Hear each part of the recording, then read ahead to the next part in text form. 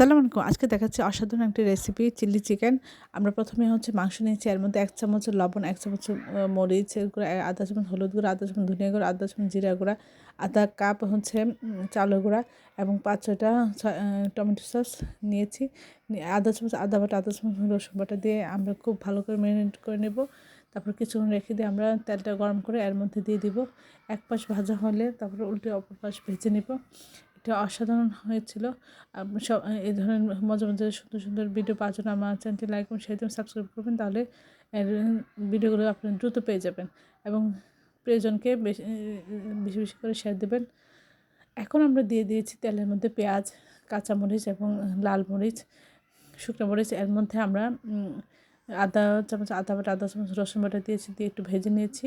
এখানে টমেটো, পাকা টমেটো এবং ক্যাপসিকাম দিয়েছি, দিয়ে কিছুটা ভেজে নিব। এর মধ্যে একটু ধনেপাতা দিয়ে দিয়েছি।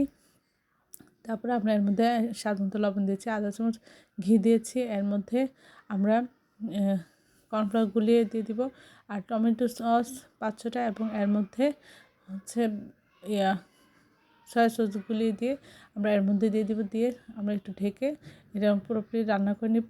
তারপর সব কিছু ঠিকঠাক হয়ে গেলে আমরা এটা নামিয়ে পরিবেশন করব। এটা অসাধারণ হয়েছিল। আপনারা এটা পোলাও দিয়ে পরিবেশন করতে পারেন বা নান রুটি, পরোটা যে কোনোর সাথে খেতে পারেন। অসম্ভব মজা হয়। সবাই আমার চ্যানেলটি লাইক এবং শেয়ার এবং সাবস্ক্রাইব করবেন, তাহলে এই ধরনের সুন্দর সুন্দর ভিডিওগুলো আপনি দ্রুত পেয়ে যাবেন। আর আশা করি আপনার বাসায় একবার হলেও ট্রাই করবেন। এটি করা খুবই সহজ এবং